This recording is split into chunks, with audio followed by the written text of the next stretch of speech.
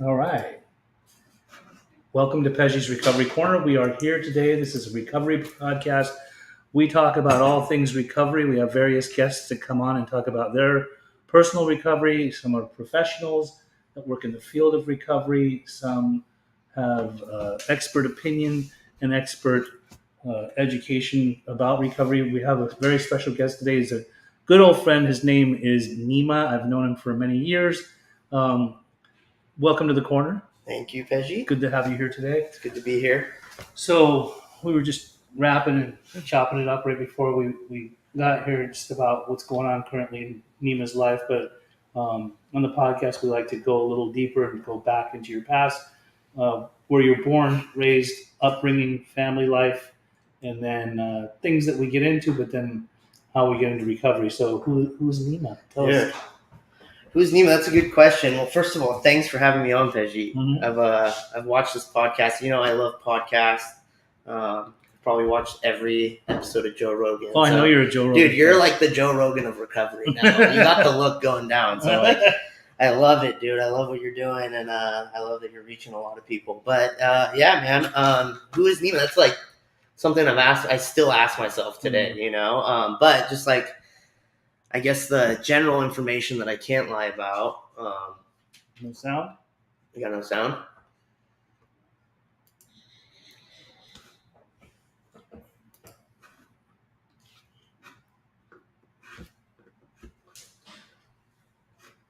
What about it?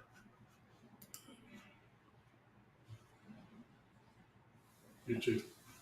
There's no picture. Oh, from YouTube? Here, you know what? It says you're live. Reload it. Okay, so just go ahead and keep flowing. Okay. Yes. Yeah. No worries. Talk about. Anyways, so I was born in Philadelphia. Mhm. Super random. My parents, they're both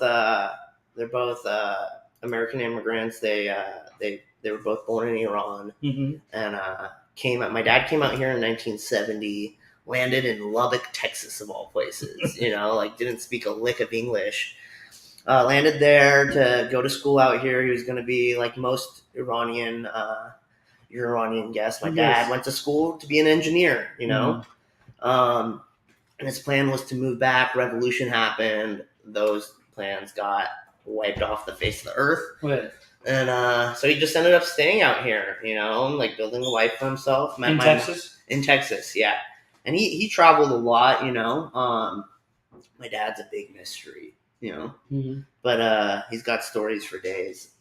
Anyways, met my mom overseas. He got kind of like matched up by one of his aunt matched him up with one of her friend's sisters. You know, who turned out to be my beautiful mother. And yeah, they got married, and he was pretty much showing her around America, from what I understand. And I just happened to be born in Philadelphia at 2 a.m. on April 27th, 1992. I only know that, and that'll give you a hint into the type of girls I like to date. But, but anyways, yeah. So that's where I'm from. I was born. We moved around a lot. My dad had different types of businesses he was involved in, and he was opening up all these businesses throughout the states. And yeah, so I lived in Connecticut. I lived in New Jersey. I think we lived in Chicago for a little while. We lived back in Texas. So we moved around a lot. But by the time I was like 3 or 4, all that happened by the time I was 4. We moved to California. I remember like some of my first memories were in Irvine, of all places, which I loathe Irvine. It's just so flat and like perfect. I'm like, ew. No offense to anyone who lives in Irvine. If you like it, I love that for you. So yeah, I grew up out there. Started going to school. I guess from the way my mom tells me, she's like, Nima, you were always a tad bit behind everyone else. Like you learned how to walk 3 months after everyone else. Average. You know, so I was like, yeah, just a little bit below average. You know, which like seemed to be the theme of my life in terms of like how I viewed myself. Yeah. But anyways, growing up, everything was good. My parents, you know, they were pretty cool. I ended up having a sister. She was born when I was 6. Mm-hmm. And yeah, things were going good. You know, just like any other kid, got bullied. Life was normal. You got Parents. bullied. Where were you going to high school during that time? Like which part? Oh well, I was still. This is like still elementary school. Elementary school. Yeah. And you were in Irvine? Yeah, I was in Irvine. I was going to a place for Vista Verde. Okay. I don't know how I remember that, Right. but anyways, it was right over by that Persian market where Whole Foods used to be. Wholesome Choice. That's where it was. And why were people bullying you? Because of your dude, I was nationality? like different, you know. Like I didn't want to be at school in the first place, so I was like kind of like antisocial. I had trouble making friends. I feel like I was so in my head as a kid. Like my escape was like film, you know. And it was like really awesome because like my mom, she would like sit and watch movies with me, right? Mhm. And that was like kind of our bond. And her English wasn't so good, Right. so I would have to explain everything going on in the movies, you know. So I really got into these films, and that was like my escape. So I was kind of antisocial. I got into Star Wars. Like while the teacher was always teaching, I'd be like trying to move my pencil with the Force, dude. Right. Like in my head as a 6-year-old, you know. Right. Never did it, but still trying. But yeah, I was just kind of like an odd kid in the clouds, I would say. Yeah. You know, like dreaming. Like I wanted to be a superhero when everyone else wanted to be a police officer or like a nurse or a doctor. You know, I was like, I want to be like Batman. You know. Yes. It's not doesn't work. You know, sometimes in terms of like kids seeing them, they're like, why is this kid so weird? You know. Yes. But even like the culture we had growing up, you know a lot about Persian culture. Oh, yeah. It's very organized, and like you have to follow a certain thing. If you're doing like, once again, fundamentals, if you're doing these few things, you're Persian, you know, and you're doing right. I didn't want any of that stuff, which kind of like freaked me out because like I felt like I was always trying to fit a mold I couldn't like get into. Right. And I didn't want to get into any of that, you know, like a lot of kids played soccer. I hated soccer. Mm-hmm. I only played because my dad wanted me to play, and I like a lot of dudes. Like I live for attaboys, right? You know, especially from people I look up to. And like approval. Exactly, yes. Dude. So like I would like go play these soccer games just so my dad would come on a Saturday and watch me play. Would he come? Yeah, sometimes if he could, he would. Yeah. You know, at the time I was like, my dad's missing a lot of my stuff. Mm-hmm. You know, like I was just like, why? You know, but now growing up and I see like my friends are fathers, like I'm like, oh dude, that's a hard job. Like my dad did so good. Mm-hmm. You know?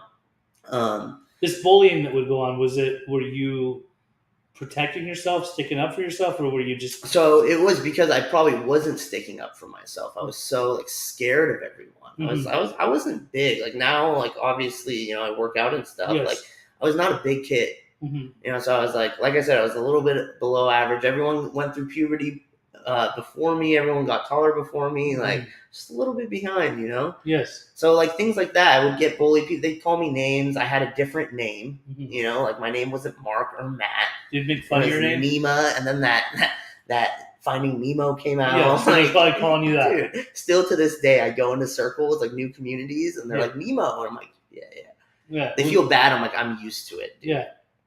Yeah. So things like that, and that got to me. I was like, why can't people get my name right? Why can't I have a name like Brian? You know? Yeah. So like things like that, and then you know, certain tragedies happened in America, you know, that involved ethnically diverse people, you know, and that hit me too. You know, I was like the only kid in my school who was Persian at the time. Right. You know, really, in Irvine during that time. Well, yeah. We eventually moved to Mission Viejo because of the bullying in Irvine. So I came here, and it was like a new start. I forgot to go into this. It was like a new start. I was like, I can breathe, right? Like I don't have to be bullied by those kids. These kids don't know me. 9/11 happened. Boom. Oh, here we go again. Here we go again, start dude. calling Middle Eastern. Yeah, dude. Like, you know, and it was like, it was weird. And I did not like, my mom was like, well, go hang out with the Persian kids. I was like, I don't like those kids. Right. I don't know what I didn't like about them. They were like more scholarly. They liked soccer. And like, you know, Did you have any Persian friends growing up during that time? I would have like my cousins. So I was like always hanging out with my cousins. Yeah. And they were all girls, dude. Which like, you know, like they were dressing me up playing with Barbies, you know? Really? Yeah, dude. We would watch like animes like Sailor Moon. I would pray for there to be like a man character in there. And There was in this There one, was. Tuxedo Mask. Shout out Tuxedo Mask. That was my shit. So I would always latch onto that, or I'd play with like the Ken doll, you know. But I didn't have much friends, so that was like my only choice. And yeah, I quickly realized that like I need to find dude friends, you know. Right. And then something else happened too, like being that I couldn't focus in class, and this is probably a really important part of like my development.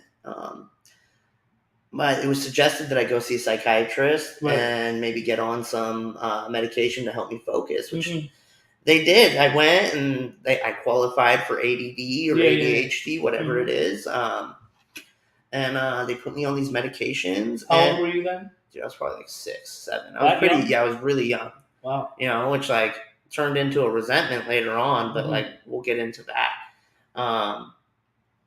Anyway, so they took me there. They put me on. I don't even remember what they called it back then. Probably like Ritalin or whatever. There's so many Concerta. There's so many different ones. So they put me on that, and like for me, from my perspective, you know, because I think that's really important to see it from like the person's perspective, was like when my mom took me to that appointment, what I felt was, Nima, you're not good enough. You're not as good as these other kids whose names are Matt and Kyle and things like that.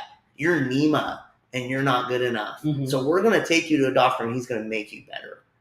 And what does the doctor say? He's like, hey, if you take this will. That's what I heard. He was saying this might help you focus. Right, but that's not what you heard. That's not what I heard. Nima, you're not good enough. Right. So as I'm going, I'm taking this stuff. I don't like taking it because it's being given to me. You know, I'm like, yeah, I don't want this. You know, if it was something cool that Kyle was taking, I'd be like, dude, let's go. Right. You know, I didn't like it. And it kept me up at night. I was a chubby kid. I was losing weight. I wasn't eating, so I was always tired. So I didn't like the feeling that came with it. But I noticed something, right? Like when I played sports, I was good. On it? Yeah. Right. Yeah. You know, it was good. Like I could run a little bit faster. Yeah. I could go a little bit longer. I was more aggressive. I was way more aggressive on it. When someone said something to me, I was quick at coming back at them. Right. You know? And this started developing habits. You know? Ideals in the head of someone who does not know what they're dealing with and is too scared to speak up, coming from a culture that they come from, because if you show weakness or anything like that, it's not good. You'll hear about it. Exactly. You know, and God forbid other people find out about it, you know, outside of our family. You know, that was always a fear. Like, I can't tell people things because other people will hear about it and then they're going to look at me different, because pride, it's kind of how the Japanese view honor. Right. You know, it's like you keep this sacred. Like your image is everything you have. And if your image is bad, it's bad on your family. Right, right. You know? So that was like a big thing. So like I kept those things secret, those thoughts, you know, and I developed this false sense of pride based around this thing that I was taking. You know? Really? Yeah. You know, so it goes deep, dude. It goes deep into my self-image. So like any good little kid or any good developing addict or alcoholic, whatever you want to call it, I start telling myself, one does this to me, how many will two do? Yeah. You know, because I definitely already, like, dude, my first addiction was like Pepsis and ice cream, dude. Like I love just drinking soda cans, and me and my friends would see how many sodas we could drink, you know, like, and I never remember getting sick from it. I just remember how good it was cracking that can open. Yes. That tells you something. It tastes right? Like that glorification of something that probably wasn't so good, because I probably did get sick from it a bunch. Yeah. That much that I don't remember. Yeah. Right? Anyways, so what I start doing is when my mom gives them to me in the morning, I cheat them. And what the routine was, I wake up, I eat my breakfast, I take my medication, I grab my bag, I go out the front door or the garage door, meet my dad at the car. And I was supposed to be there before my dad got there. Right now, on the way out to the garage, there's the laundry machine. Right? I had it like mapped out, dude, as a like 7, 8-year-old. Take the pill, I pretend to swallow it. I cheek it. As I'm walking out, I'd like flick it or spit it behind the washing machine, little nook. On Saturday mornings, I tell my mom, hey, Mom, I like warm socks. You know, I like playing in warm socks. It just feels nice. It's cold. It's like 7 a.m. in the morning. Mm-hmm. So she's like, okay, I'll start putting your socks into the dryer. I was like, no, I'm a big boy. I want to do it. So I'd go and I'd crawl Tarzan my way back behind the washing machine. I'd grab the extra pill. And she'd give me one that morning too. I'd take it every day. I'd grab the extra one, I'd pop it, had dust on it, you know, I'm like trying to like suck down water to get the dust off. Yes. I'd take 2 of these things. By the time I got to the game started, I was wired, dude. Right. I was focused, and bro, I'd score a goal. I was a defender, scoring goals, dude. Mm-hmm. You know, and the coach would get mad. He's like, why are you scoring goals? You're a defender, defend, you know? And I just like, I loved it, dude. I loved being able to like go and score those goals, and everyone's cheering Nima. What I'm cheering is like, Right. I'm not cheering my own name. I'm cheering the thing. It's not coming from me. It could never come from me because I'm Nima. Mm-hmm. I'm not Matt. I'm not Kyle. You know. Right. I'm on the same level, just maybe even a little bit better. You know, and it does something to me. What it does is it's a spirit killer. Mm. You know, and that's what I call it. I recognize it now. It's like you just become a case now. Right. And you're putting something in you. That's what makes you special, not your spirit. So your spirit starts to like dwindle as a kid, and I'm like, I can't take credit for my own. It's like mechanical. It just turns you into dude. a Yeah. machine. Oh yeah. You know, I have to take this and I perform like this. Not good. Not good, dude. Looking back on it, that is not a good way. So how long were you on this stuff? Dude, years, bro. And I would try to get off of it because I didn't like it. Why'd you want to try to get off? Well, first of all, I was like, the things that I was good at doing, I did not want to do. I did not want to be good at soccer of all things. Right. And I did not want to be good at school. Right. I want to be good at skating and stuff like that. But one thing, when I liked doing things, I didn't get the same effect from it. When you were cheeking it in the beginning, obviously, because you wanted more as you grew up, was it because your mom was monitoring it? She was just, I just didn't want her to think that I wasn't swallowing it. I knew I was doing something wrong. Right. But like when the supply was running out and it like, was the doctor or your mom? Well, that's what eventually happened because a tolerance happened. So they're wondering like, why? Yeah, they're like, why are there pills? And at first they thought I was giving it away. Right. They did not suspect me. That you're taking more. Yeah. You know, like I was like, this is like from like 6 to like maybe 12. No. I'm getting away with that long you were on this? Dude, for a long, and they took me off, they changed stuff, they would change doses. I would just do the same thing, but it stopped working. You know, I don't know if they like figured it out before I knew they figured it out, but eventually. Usually they give this stuff to kids that are hyper to calm them down and to keep them more focused. So well, maybe I was super hyper too. Right. I mean, look at me, like I do, like I still am very hyper. You know, I've developed laziness, you know, that overtakes my hyperactivity. Not the Nima that I see, but you're like 30. I love sitting down on a couch with a pint of ice cream and just chilling, dude. Like spiritually, I relate to the koala, dude. You know, I just want to chill and all that stuff. Right. So then, by what age did you get off?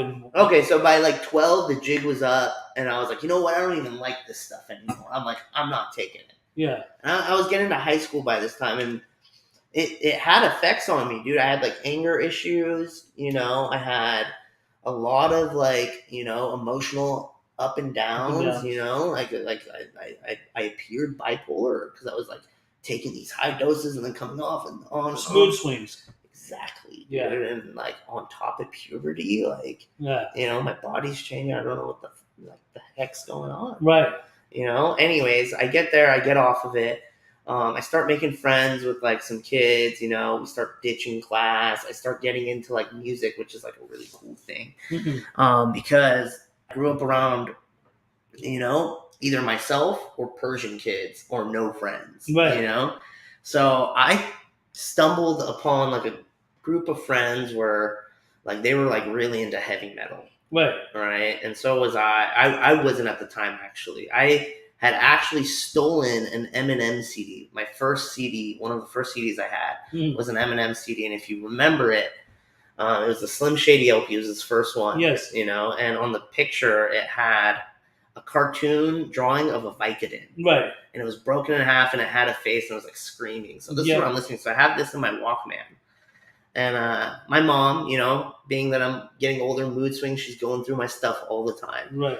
I leave my Walkman at home. She pops open the CD case and sees this pill on this thing. She's like, "What's this?"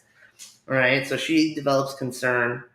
Eventually, she gets someone very near and dear to like come talk to me, and they turn me on to metal, and like they turned me on to Metallica and Iron Maiden, and that changed my life. Dude. Right. And I went on because you know me, dude. You know. And during that time, was Metallica and Iron Maiden still really active?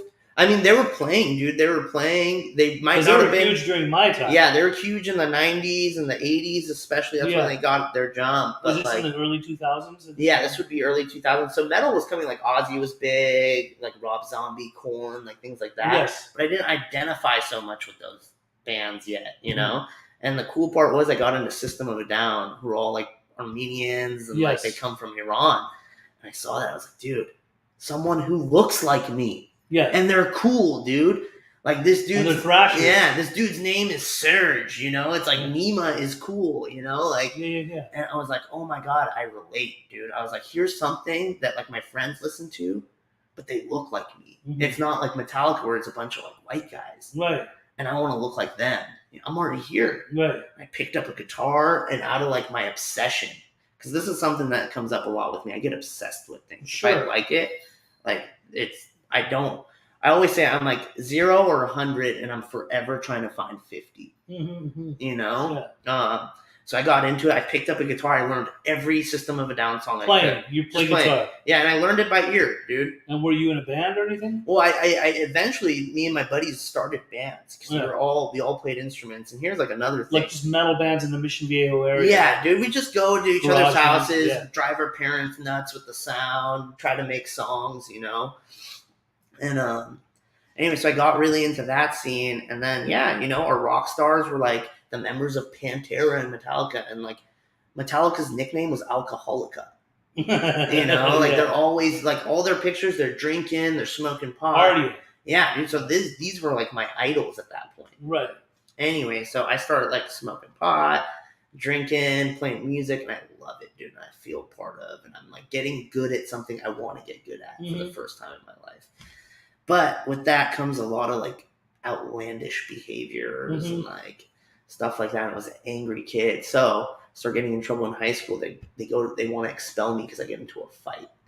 And by my freshman year, the first semester, I had 43 office visits where the teacher sent me to the office. They called them office referrals. And at this time, you're off of everything. I'm not taking anything, and I'm like a wild child. Yeah. With no substances. No substances. Wild. Untamable. So they're like, maybe we get them off the substances. I got worse. It's just behavioral stuff. So check this out. You're going to love this part, dude. Yeah. So being that my dad's Persian, it is a universal sin to get expelled from any type of like educational institution in our culture. Absolutely. Like, dude, you're done. Yes. You couldn't even make it through high school. You're ruining your process. Yeah, everything. So my dad comes and he begs, right? His form of yelling, but I was like, my dad's begging right now. And anyways, he like gets them to be like, if he joins a sport, we'll keep him. He can finish out his sophomore year and we'll reassess. So they're like, Nima, join a sport. And I'm like, I am over my dead body. Am I playing soccer again? I'm not playing soccer. No surprisingly, I was not down with wrestling either. I was like, they wear tights. That's lame. Dude, the culture we come from, like hugging, like getting that intimate with another, dude, with another man, like no bueno, dude. Yeah. I was already different. I was wearing tight pants. I had like plugs, like I like to grow my hair long. I was getting sideways looks from family members already, That was Anyways, they're like, you like to skate? We have a surf team. I was like, we have a surf team? The surfing is not a team sport, still. But I was like, okay, that's cool. I could do that. They're like, dude, you won't have to go to your first 2 classes. I was a ditch and you could just go out and surf. I just go out and surf in the morning, check in with my coach, surf for 2 hours, come home, shower, skate to school. I'd always grab a breakfast burrito. Yeah. Skating down the Capo Valley. And dude, it was made. But the best part was, in those 3 years, or 2.5, I did not really touch any drugs Yeah. or alcohol. Why? I'll tell you. Some of my practices today mimic exactly what I was doing back then. I was waking up early, quietness in the morning. Right. My dad liked it to be quiet in the car. He'd drive me, right? We'd get there, the beach, right? The second I would go, I would start breathing and like waking up, getting the fresh air. Right. I would hit the beach. I would hit my knees. I was not a religious kid, I would hit my knees and I would pray to whatever that I'd be safe out there. Really? Because I'm dealing with a power greater than myself. I am submitting myself before something greater than me. And I'm like, you got the reins. I'm just here to flow, bro. Yeah. Let's have a good time and hopefully we both come out of this alive to get to tomorrow. Right. And I go out there and you can't focus on anything. Right. It's either you're looking ahead at the waves coming or you're getting thrashed. So it's very meditative. Yeah. And I'm breathing. I was going to say, it sounds like a sort of discipline starting from when you wake up up until you get out there. You're in a meditative state and you just go out. And then I'm like surfing. I'm getting this natural high. I'm one with my environment, dude. I feel good about myself. Yes. I'm achieving something. And then I go and I start my day and I'm just in such a good mood, dude. Mm-hmm. And it's like I did not need anything higher than that. Like I'd reach cloud 9 in the mornings. I just did that every day for 3 years. And somehow, for a person who already had very addictive personalities and maybe even spawned an addiction, because I love, dude, even then, like, if I wasn't doing that, I'd probably be like doing those other things every day, but I couldn't do that and do what I wanted to do. And this was something that I loved.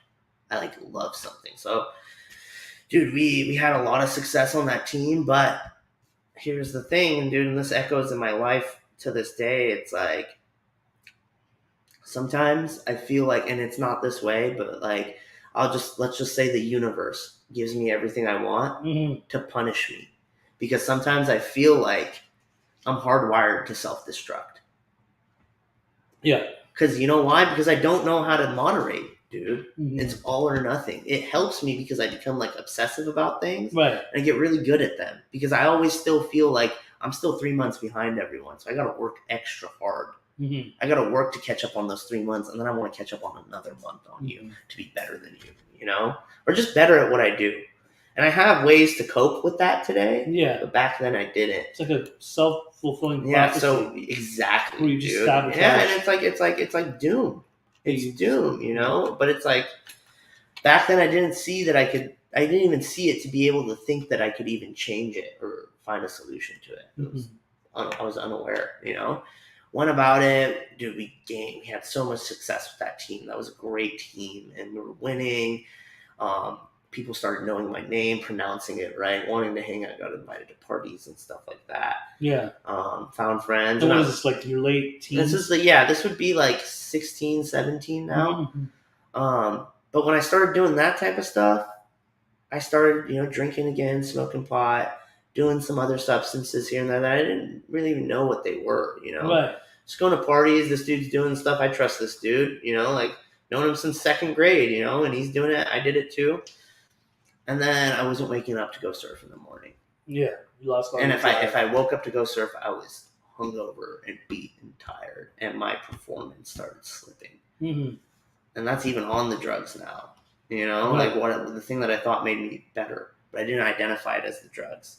I was like, dude, this is lame. This team sucks. It's not what it used to be. Coach is on my case. Yeah. Everything but that, dude. And whole team got kicked off. Because why? Because we couldn't piss clean.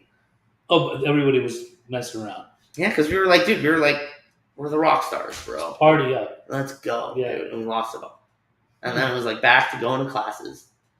Being like normal, and now I'm not above everyone. Now I'm back to Nima again. Nima the weird kid, And then graduation happens. I graduated on time.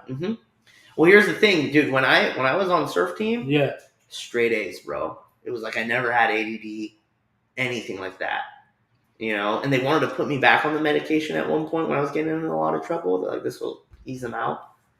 And my dad was like, I'll tell you what, we'll get you on the medication, but you're not going to take it. And we're going to see if you get better. And if you get better, like, whatever you want for Christmas.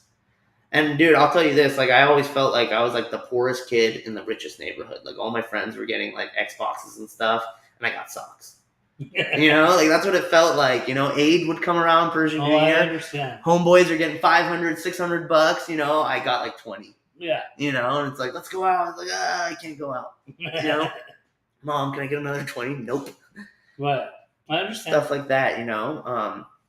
Big part of my story. So like that happened. I was already projected onto a poor path at that point. If I kept on the surfing, who knows what would have happened. But when that went down, a lot of other stuff went down. Opportunities went out the door.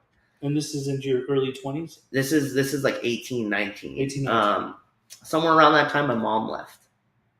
She just left. Right? She's like, she had gone through a lot.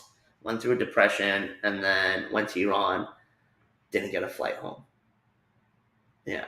And that killed me, dude. That killed me. That happened a little earlier on. But I had trouble relating with my dad. The only time I could relate with my dad was if we were watching like Scarface together, or like Godfather. That was like my thing with my dad. My dad tried a lot, but he was not like he's probably, I'm a lot like him, but he didn't want to go out and like watch me skate. He was busy providing. Right. So I could skate, things like that. So I wasn't close with my dad like that. My mom I was very close with. Yes. And she had gone through a lot that I found out later that I didn't know then. So she left for years, dude. Mm-hmm. It was like me, my dad, and my sister. And this was like the keys to the kingdom of how to screw your life up. And I don't put any blame on anyone else other than myself today, right? It's just circumstance. This is my journey, and I'm blessed for it. And I want to make that super clear. But my dad was working all the time. My sister luckily found the church. So she would go to the church daycares, and then she found her tribe there. And they like kind of looked after her, which like blessing, Yeah. Because I'm not the most religious dude. I've studied a lot of religions. Yeah. And I respect them all. I have my issues, but those are for me, to have. But I was stoked that like these people took her in, and she's like the opposite of me, dude. She loves the Lord, where I was like in my room, poor thing, dude. I was blasting the most satanic death metal of all time. My sister's probably in her room like praying to Jesus, like no regard for anyone. But I was left by myself, dude. No guidance, nothing. And it was like, cool. I'll be raised by the wildlings that I'm hanging out with. The people that were yeah, it's just a bunch of metalheads, dude. What do you think we were doing? Just smoking cigarettes, eating Taco Bell, and like drinking all the time, and sitting in cars and blasting music, like being nuisances to our communities, dude. Eventually, that just plays the thing. I meet a chick. She's perfect. She's a metalhead. I fall in love with her. She introduces me to more drugs. I introduce her to drugs, like things like that. And, the whole Orange County, South County dirty doctor thing became a thing. Yes. And, started playing that role, getting prescribed all different types of medications that I probably didn't need. Mm-hmm. I just knew how to get, coming from a family of doctors, you learn how to speak with them a little bit better, Yes. And I was pretty semi-clean cut. I could clean up real nice, coming from the background I came from. Right. So yeah, things happen, dude. It got dark really quick, Pej. Like I was, my best friend had childhood best friend just got out of prison. So he was, shaving his head, wearing matching outfits with his buddies, if you catch my drift. I was hanging out with him a lot. And they were doing big time things for like a little Persian kid who grew up going to Mehuni's, little parties. Yeah. Dude, it was wild. We're getting into fights left and right. I found martial arts, which was cool, and that calmed me down, gave me some stuff, but I couldn't be in it. I told you the drugs hindered everything. Yeah, drugs always take away your talents. And on and off with everything. Mom comes back finally after years, and I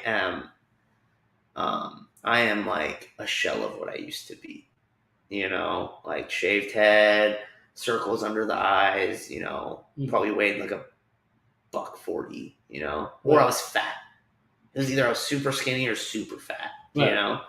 And I was like switching substances. I tried to get sober, but it wasn't ever really sober. Right. It was like, all right, I'm going to just smoke weed. Smoking weed led to drinking. Drinking led to taking a pill. Taking a pill led to like getting some powder. Powder turns into what powder turns into, And I would always just switch up trying to get better, dude. And I had this idea that I was just a bad dude. Mm-hmm. Capable of very good things because I was like the boy my mom raised. My mom raised me like to be Captain America. Mm-hmm. Open doors for ladies, respect your elders, be kind to others. If you see someone weak, help them. Right. She saw the strength in me and the resilience. Anyway, she comes back, and this part gets foggy for me just because I was like under a lot. I hadn't dealt with a lot of stuff from my childhood. Right. That happened that I didn't talk about, but there was a lot of trauma there that I would never wish upon anyone to this day. Mm-hmm. And I was very afraid to be vocal about that. Yes. Because of the culture we came from. I was afraid that like people would think I was like a homosexual or something, Mm-hmm. Which I had nothing against anyone from any creed, color, race, religion, anything. I just didn't like the way people viewed me if I was that, and I didn't know if I was too young. Right. So I had a lot of these things in my head of like, I don't know who I am, but everyone seems to have a good idea, and I'm just a fuck up. Mm-hmm. Things started happening, hospital trips for, me pretty much going into cardiac arrest multiple times. As a result of substances. Mm-hmm. At that young of an age. Yeah, at 17, 18, 19, 20, 21, 22. Mm-hmm. And like, it's funny, I go to the hospital today, they pull up my records, and they're like, is this the same person? You've had this many, like this many of this right. by the age of 23. Like, are you okay? Like, They don't think I'm the same person. Right. They're like, you should have a lot of health problems. Yeah. And it's like funny when it's like, no, yeah, recovery's great, man. Anyways, that friend who went to prison, obviously on parole, gets into trouble, gets sent off to treatment. And this is like the cliff notes of my story. Right. I wish I had more time. Gets sent off to treatment, and while he's in treatment, he's still hitting me up. I'm coming to the treatment center in Santa Ana. I'm throwing him stuff over the fence, not knowing what I'm doing, now, But he gets popped again. You did it for him while he was in treatment. I did it for people that were in jail. Yeah, I bet. Tennis balls. I bet, dude. Yeah. That's I didn't get there quite yet, but that's the track. If I was lucky, Mm-hmm. not to die before then. Anyways, he gets popped really bad, and they're like, "You're going back to prison." He talks to his parole officer. You know who I'm talking about. Tall, tattooed. Oh, guy. I know. Yeah, very charming. Can be very charming. They hit me about 5 minutes ago. Yeah. This is a kid I grew up with. He was always older brother for me. Yeah. Always older brother. Always looked out for me. Never let me He never let me go too hard. Right. Like if he was doing it, I couldn't do it the same way he did. Right. He's like, no, you can't. He's like, smoke it. Or things like that. When he went away to treatment, I got way worse, and I started getting worse than him, but I didn't think so. I was like, if I'm 2 steps behind this guy, mm-hmm. I'm good. Yeah. As long as I'm 2 steps behind him. He goes to treatment, anyways, gets popped. He gets one last chance. Goes to this place up in LA. Yes. Right? And dude, he comes back as a different person. It's like we've heard the stories, in the circles we've drawn. Like there was a light in his eyes, yes. Dude, he was different. He stood up tall. He looked fucking good. He looked like he put on about 30 pounds. Yes. Dude. My boy's a big dude, mm-hmm. Like when he's big. And he starts 12-stepping my other friend. Uh-huh. Like telling him about like recovery and like the journey he's gone through and the steps he's taken to achieve sobriety. Yeah. And in my head, I'm like, dude, this sounds really good. Plus, like, this is like my role model. You're confident. Yeah, dude, I want what he has. But he was telling the other guy, and I got pissed. Why is he not telling you? And we've talked about this later on. He's like, no, I just knew if I told you directly, you wouldn't do it. So I had to tell him. He knew, dude. This kid, right. He's known me my whole life, dude. He knows me better than me. Yeah. So a few months go by, dude. Someone I looked up to a lot, family member, who was like he was one of us. And, he liked heavy metal and stuff, very, very near and dear to my mom passed away. And I saw the fear come up in my mother about me. My mom had come back. I wasn't talking to her. I was so angry. I was like, you left us all this stuff. But my will was so weakened. My spirit was so weakened that was like the only sense of home I had left was my mom. So I slowly, I'd say hi to her, things like that. And but I could see the worry sprout up in her. And you knew her at this time. Yes. You knew her. Yeah. Right? And you knew how bad I was. I remember. In front of you guys, dude. I knew you guys were sober. And I'd come home, like, it looked like the staircase was a slip and slide because I'm, like, rolling down it, like, not even able to catch my feet under me. Yeah. You were angry. I was angry, dude. I was pissed. And, you tried to talk to me numerous times. At that point, I just wasn't hearing it. But something happened when my buddy came up to me. And then it was like a perfect storm of events. Right. Of just my will and my spirit weakened to the point where I was like, I can't. And I had that moment of clarity on a street corner. And it wasn't, I got sober up in LA, so street corners are very different than they are down in South Orange County. So I have to, like, clarify that it was in Irvine, of all places. It was a very glamorous street corner. And, dude, I'm, like, sitting there in the fetal position. The last time where I was like, sobriety's not for me. This was the last time. In the fetal position, crying, dying. I have a backpack full of all the drugs I could ever want. They're not working, Pej. Yeah. And I'm that dying age, wow. at 23 years, or 22, 23 years old. Yeah. I'm shaking, and this lady and this man come up to me. He's a priest, right? He starts praying over me. And I don't know, I don't remember calling my boy, and he's up in LA at this time. But he shows up out of nowhere. It's like a dream, right? And he's like, I got him. Gets me in the car, takes me home, makes sure, like, I'm okay. And he's like, I'm going to get you into this spot. Because I was like, I don't know what I'm doing. I need help. I'm crying, like, just totally lost. And it takes about a month. So what comes after that is a very not so pleasant detox. And I was still kind of out of my mind at this point, Pej. I was angry, I was pissed, and I was like full flight from reality. I didn't want to go to detox, dude. I thought they were going to, like, probe me or something, like, so I was like, I'm not going to detox. And, like, people are, like, trying to take me to the doctor. They're like, dude, Nima, like, it's suicide. Everything that you're on, for you to detox on your own, you're going to die. Right. there's no way in hell. And I was like, cool, I'll go. Dude, I book it out of that doctor's office like some, like, spy movie, and I, like, go to my buddy Tyler's house, who's a normie, never touched a drug in his life. Right. He's unconsentedly smoked weed because we forced him to. He was that kid, never touched anything. Right. But he just hung around with us. I go to his house, and he lets me detox on his couch. His mom was away. Dude, I messed that couch up. I tried to buy Tyler another couch. He wouldn't let me. He's like, oh, no, it's okay, bro. I messed that couch up, dude. I was taking a shot of Jameson, like, every hour, tapering myself pretty much. And I was like, I bought a huge bag of weed, and I locked myself in his house. And, dude, it was the gnarliest thing I've ever gone through in my life, pain-wise. Like, just, it felt like falling from a 100-story building every 10 seconds. Like, that feeling of free-falling anxiety just going through you, and then body aches. Like, it was unnatural. I felt like I was going to die. I was like, either I'm going to get sober or I'm going to die here. And I was like, defecating myself, throwing up. I couldn't hold down water. I couldn't eat anything. Shakes, delirium tremens, everything for like a month. Right? Because I didn't do it under medical supervision. Anyways, I clear up just enough. And then all the while, Matt takes me to a 3-day metal show somewhere in between that, And I'm like, over there, I'm like, we're sober together. He's like, no, you're smoking weed and drinking. You're not sober, dude. He let you go. Yeah, he let me go. He took care of me. And there was some temptation there, dude.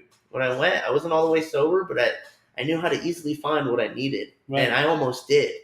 And through some miracles that happened that night, I ended up not touching anything that could have put me back in my detox. Right. you know. So I eventually get to this place in Santa Monica. They scholarship me. They didn't charge my parents a cent, dude. You know, and they had just opened. They needed it, Right. but it was kind of indigent at the time. They were taking a lot of parolees, probation guys. So dude, there was not Orange County kids there. Right. You know, it was a bunch of like big 250-pound white dudes who were like 6 foot something. Talked like Hispanics, like "Hey fool," like Southsider dudes, but they're white, dude. Yeah. You know, and dude, they could write a book this thick on making your bed, on the creases and folds. You know, I'd never experienced. So that. They were strict. Super strict. We had to be up at 5, gym 5:30, get your coffee in, come back, clean up, shower, do your thing, breakfast, regimented, dude. Military school. Then it was the sickest thing, the coolest place I've ever been. This was a treatment center? This was a treatment. Dude, we were doing Muay Thai in the courtyard. Right. You know, they were taking us surfing, you know, like we were going on hikes, we were doing fun stuff that brought us life. And then they were really big. And your boy went there before you. Yeah. Dude, the day I got there, so like my idea is like, we're going to do this together now. Yeah. The day I get there, he's like, "Hey bro, I'm dipping. I got this girlfriend. I got to go. I'm going back to Orange County." I was like, "Are you kidding me? Yeah. I just got here." So he's like, "You're not allowed to leave." He's like, "You don't know the strings I pulled to get you in here." He's like, "If you don't finish, I'll kill you." And I literally thought he would kill me. He's a very intimidating dude. And he's got older brother complex on me, dude. Anytime to this day, we still like get scrappy, he'll beat me. You know, he'll beat me just cause. And he's taller.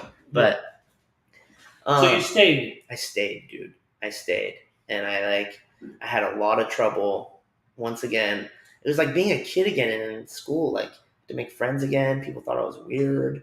And I'm like this Persian kid with like tattoos. Like I don't make sense. They're used to like Glendale Persians and like Westwood Persians. Right. Bro, you know, like. Do you think the place was overly strict?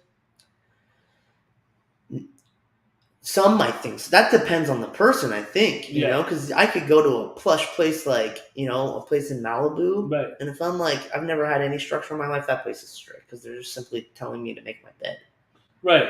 It was what I needed, dude. I was like a dog off his leash, rabid, dude. So then it kind of brought back memories of the discipline that you had before when you were in the surf team. Yeah, structure, dude. And we're doing the same types of things, right? Like, hey, bro, you're not it. You're going to do it our way. Why are you here? Mm-hmm. Always being reminded, no one's forcing you to be here. You can get the hell out. So there was ego puncturing. Yeah. And if I'm behavioral modification. Behavioral modification. But people don't like to call it that these days. I mean, if you have bad behavior, there's behavioral health. Mm-hmm. There's behavioral, treatment centers. Yeah. None of them will do behavioral modification. Well, it's just like people get so caught up on the terminology because you know me, I work in the field. Right. You know? But you went to a place where, if I'm not mistaken, at the time, I know he's not the owner anymore, but he was also at one time a musician. Okay, so that was the cool part, right? We talk about, a lot of recovery circles talk about attraction rather than promotion. Sure. He was never promoting his place. Right. He's like, this isn't going to do it for you. You can't just come here, get an oil change, get back on the road. Yes. You know? He's like, if you think that, you're going to have to come back real quick for another oil change once you run the tires off the car. Right. You know? Like that type of mentality. Right. He was really straight up with us. He's like, what you do. That's what I was going to get at. He's like, what happens here is we give you enough of a cushion to figure out that what's going to keep you sober is out there. Mm-hmm. See, the reason I bring this up is because I remember the way that you were when you went there. Mm-hmm. I remember the few times I talked to you, I tried to get you involved in some stuff, and you were always respectful to me. You were always nice to me, but you weren't quite ready. And then when you went there, I remember talking to you, and you would tell me about the style and what they would do in that place. And you came back a different person. I mean, you didn't come right back right away.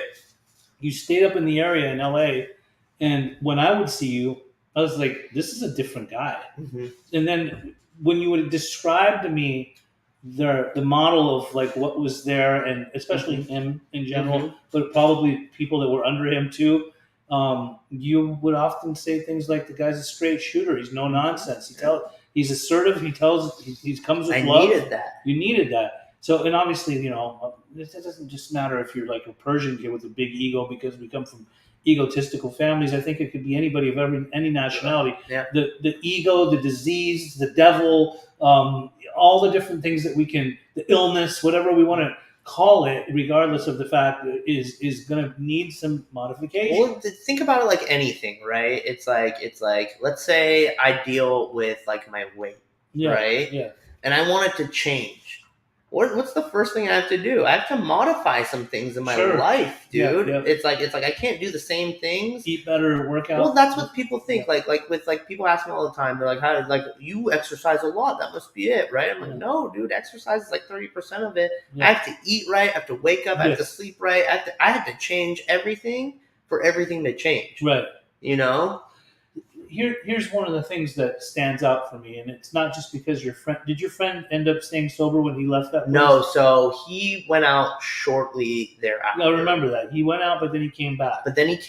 Yeah. You kind of got him back in, correct? I would call him every day, dude. I felt like with me, dude, it's like you do something nice for me, I have a lifetime debt to you. Right.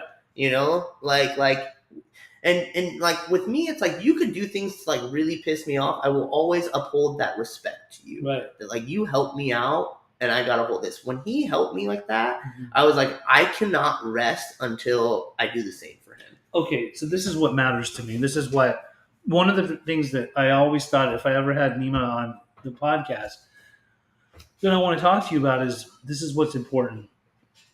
It's like you guys were in your early 20s. There's not a lot of people that are going to rehab or into a recovery environment where straight shooters are showing them the ropes of recovery that really come out of that and take this thing by the horns and remain sober. Yeah. He helped you get in. You did well for yourself. You made a decision. Mm-hmm. You could have got, how many years are you sober right now? 7? I got sober in 2015, so that's 6 years ago. 6 years. So 6 years of sobriety from a guy that was in his early 20s, early to mid 20s.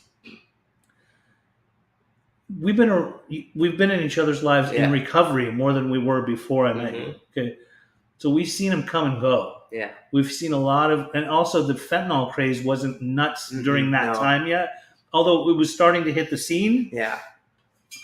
Real fentanyl. I mean, when we were growing up and getting dope, we didn't want fentanyl. That was the cut. Right. We wanted the dope. Right. We wanted the dope, but now it's like the cut has pretty much overpowered the. So, right. And so my thing is, and that's why I can always use it as an example, because I know you and I have talked, and sometimes I hear that you say that we've had our differences, but I think to myself, I never really remember having a difference with Nima.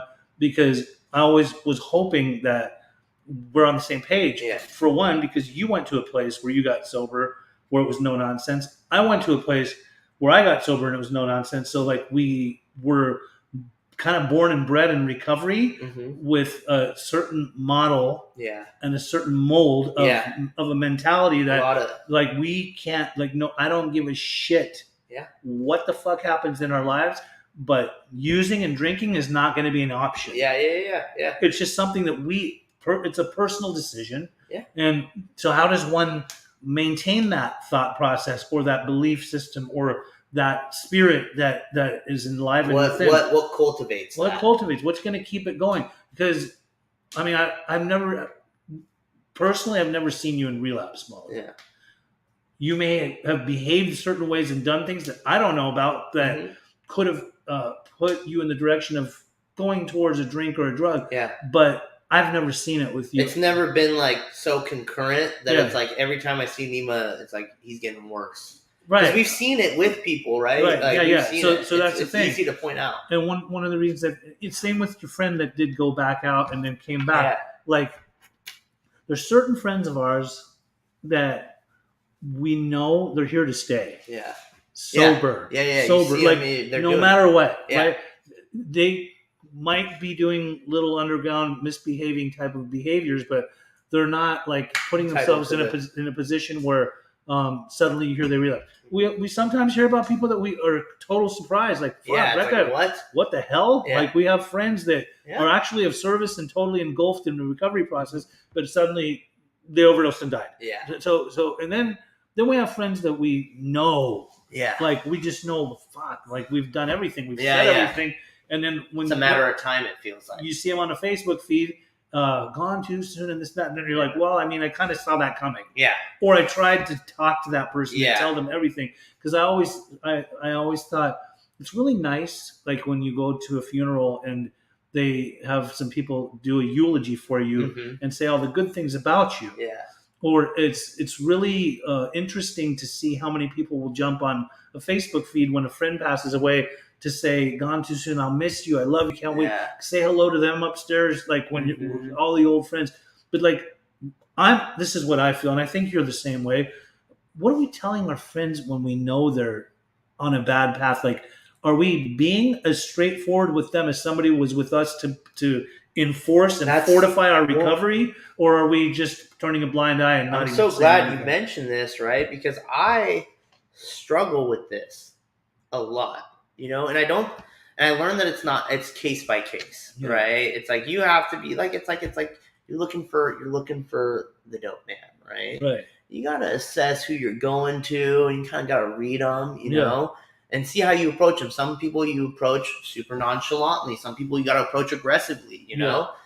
So I think it comes down to this, but dude, so I came from, I came from a very, no nonsense form of recovery. Yes. That some people would be like, yo, go report that man. Yeah. Like that's not that's like totally beyond ethics. Yeah. But I mean, what was the result? So it's hard to navigate, dude. I tried to take the approach that person took with me, and it failed immensely with others. people. Yeah, being harsh, they just crumble. Right. And it's like it doesn't help, and like all of a sudden I'm like, oh man, what am I doing? Right.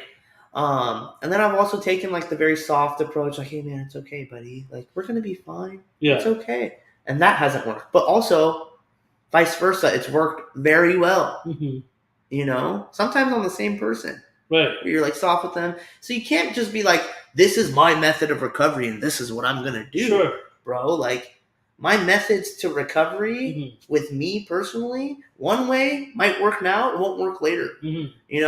Now if I went to a place that I went through, I'd just probably be like, no, dude, why are you being so mean to me? Mm-hmm. Like just tell me to do this like a normal person, I'll go do it. Right. Like people who I look to for advice aren't like, Nima, you better sit down and shut the fuck up. Yeah. To this day, you know. Was that how they were talking to you there? Well, essentially, no. But that's just like, once I said I have a perception issue. Yes. The doctor tells me That's this is gonna. Hear it. That's what I'm hearing. So it also depends on that part too. Yeah.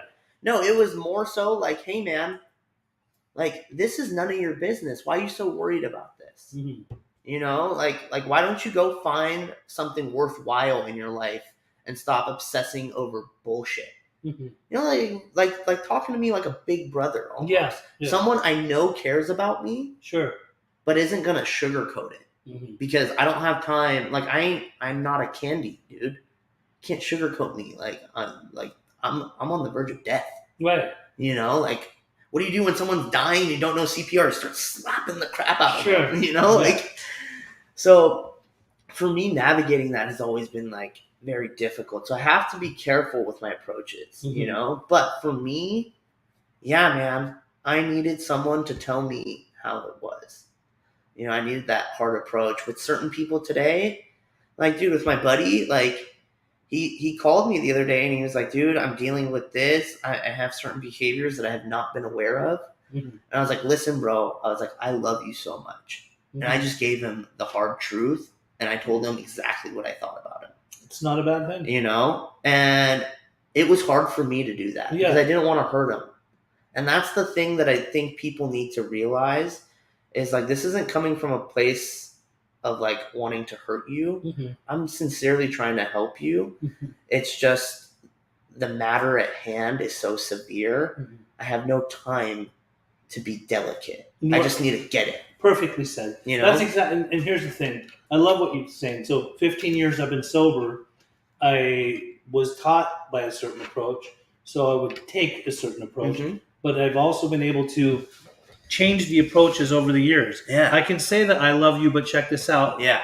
Or I can be like, dude, you're gonna fucking die. We've like, had these talks. Straight up, you're You gonna know? fucking die. You're doing a drug that's gonna kill you in 5 seconds, even though you don't think it will, even though you see all your friends croaking from it. So I mean, time is of the essence sometimes. There are friends of ours that are currently caught up. Yeah. You know, friends and family that are currently caught up. And if I don't be honest with them, I will hate myself after. Dude, that's that we the lose worst. them, that where I say, I didn't do enough. I didn't say enough. Mm-hmm. What could I have said differently? And maybe sometimes if somebody's beyond human aid, you know, like they need to have that spiritual Ronnie experience. Coleman can't lift that type of weight. Right. You know what I mean? But I've always like thought to myself, like, I commend Nima, and I use you as an example for people that know you or don't know you, that come into the path of recovery but go back out and test the waters and keep relapsing, where I say,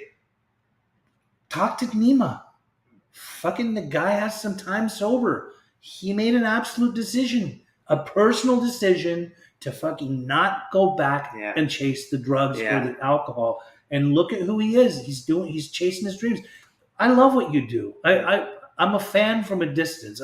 Even though like we don't talk as much as we used to, like I see what you do. If I see you active doing Muay Thai or Jiu-Jitsu or going to a Rage Against the Machine concert or going to a rave even, which is like so out of character, field, right? out of character for you. I realize this is what I think when I see you doing that stuff. I think he's living his best life. I see that you used to be part of one certain community in recovery, which was more molded and thought the way that you did as far as music, dressing, acting, being.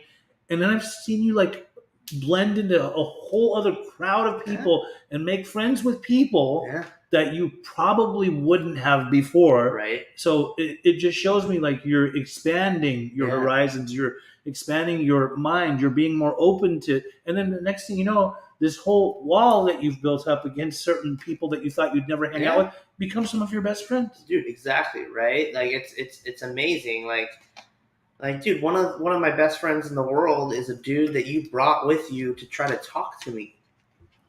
You know who I'm talking about. Oh yeah, I do. You know, he had a little Adderall problem. Yeah, exactly. Right. Like that's one of my best friends. Dude, I talk to him every day. Like he's there for me. You know, like I've built some of the best friends that I could have ever built in recovery. And you know what it is, dude? It's like everything I do today is a recovery practice in a sense, right? I find a way for it to be. Right. You know, whether it's jiu-jitsu or striking or hot yoga or going to a rave, going to a metal concert, dude. Right. It's like people will be like, oh, well, you know, shouldn't you be at this recovery circle right now? Or shouldn't you be doing this recovery activity? Which are all amazing. They're fundamentals, you know? And I think that's where you ask me, like, how'd you hold on to the horn? I made fundamental recovery ideas a daily practice for myself.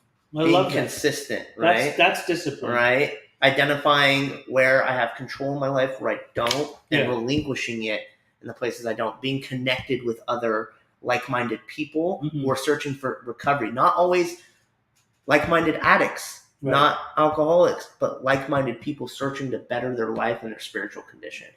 I detach myself from this label that, like, I'm weak.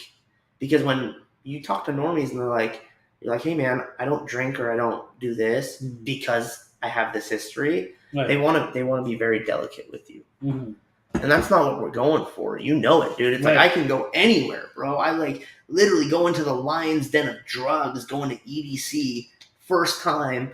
And at the time, mind you, my heart is shattered, broken from like, you know, my own life stuff. And there's all the drugs I could ever want. Literally, it's on the ground. You don't even need to ask. Through the whole thing. And I stay sober, but you would never be able to tell that I was sad or anything. Why? Because I was around my friends. I was around people who wanted to uplift others. Right. And these are the type of recovery things that I have. It's the giving, right? It's coming back down to those spiritual principles that are so far older than the idea of recovery. Absolutely. Right? You know, and where does that come from?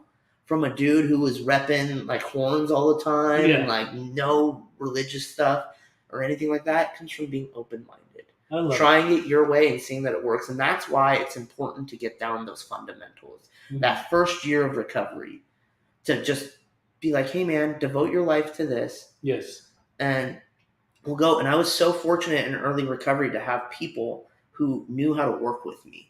They knew how to work with the hard cases, right? So they would like challenge me. They'd be like, hey Nima, I bet you can't stay sober for a year. So I could stay sober for 2. Watch this. They're like, oh, says the dude who did not want to be sober a month ago. Right. You know, like, and then they'd be like, hey man, listen to this. Try this for a year. Worst that's going to happen, you're going to look a lot better. So the cops ain't going to be looking out for you as much. You're not going to stick out like a sore thumb. You'll probably have a job. You'll have more money. You might have a place. Yeah. You know, you might have a car to get around. He's like, doesn't doing drugs sound a lot more better with that? And I was like, yeah, it kind of does. Like, give it a year. And if you still want to go out, I'll go buy you your first drink. I'll take you down to Skid Row. Get you whatever you want. Right. First one's on me. And I was like, huh. I was like, all right, you're on, dude. But I had to do it 500%. Right. So I did it. By the time I got my year, I didn't even remember that we had made that agreement when I had 30 days or whatever. Right. And the dude comes up to me, amazing dude. Shout out Wayne. Came up to me. He's like, so where are we going? Like, what do you mean? Are we going to like PF Chang's for dinner, you know, to celebrate? He's like, no, we're going to the corner. You want to go to Patsy's over here? Like, where do you want to go? I was like, oh my God. I was like, can I redeem this next year? You know, will it double if I could? Will you buy the first 2? You know, like I didn't want to go out that night. I did not want to lose out on my recovery.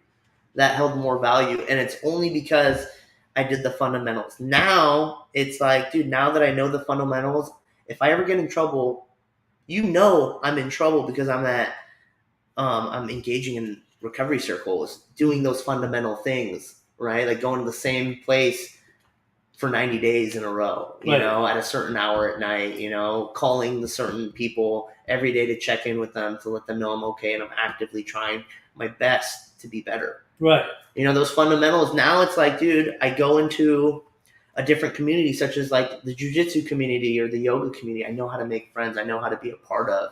I know how to give to that community based off of those fundamental ideas that I mastered. And now it's like anything can become a recovery thing where I'm good. You're not worried about me. Right. You know, like probably, you know, I'm not as active in those basic things as much as I used to be. But like when you ask Pej, like, hey, how's Nima doing? He's like, dude, motherfucker's going to raves, sober, like fighting, like doing all this stuff. I can confidently say that. And he's taken a bunch of other people who would normally not do that type of thing with them, and they're falling in love with it. And that's where I'm like, dude, this is better, bro. I see you comfortable in your skin. I don't see you as a person that's seeking approval. I don't. Dude. I like today, right now. Like I've been telling my friends, I'm like, I'm okay being Nima today, and that's when I feel like I'm in the flow of like. That's what it's all about. I think every human hopefully gets to that point in their life where they can just be me too, man. Good with who they are. Yeah. This whole thing of I'm depressed, I'm anxiety ridden, I don't know what the fuck to do, I'm sad. It's like because you're thinking about yourself all day. Mm-hmm. Break through that shit. Yeah. Go out and help some people. Be of service and watch how much less you're gonna be. And do something that's hard. You know, challenge yourself. That's the thing. Like I look at like recovery almost like I look at drugs. It's like I have a tolerance to it sometimes. Yeah. Right. Like the same thing ain't gonna work 5 years down the line. Like I gotta switch it up. Right. You know, I gotta up my dose a little bit. Maybe even drop my dose. Try something new, but in the form of something that's gonna help my life that I can then take to help others. It's a formula. It's like this plus this equals this. You do this plus this, you'll get recovery. Love it. You know? Love it, love it. Yeah. Well, this was fun. Dude, I had a blast, man. I appreciate you. You know I love and adore you. It's so good I to love have you too, man. Yeah. And maybe we'll go hit the mat one day. Dude, I would love that. I know you got some background in it. I see you, dude. I got nothing. Yeah. Yeah, that would be fun, man. I love you very much. Thanks for all the tuned in today. You. And we're going to just phase it out. Phase it out. Peace.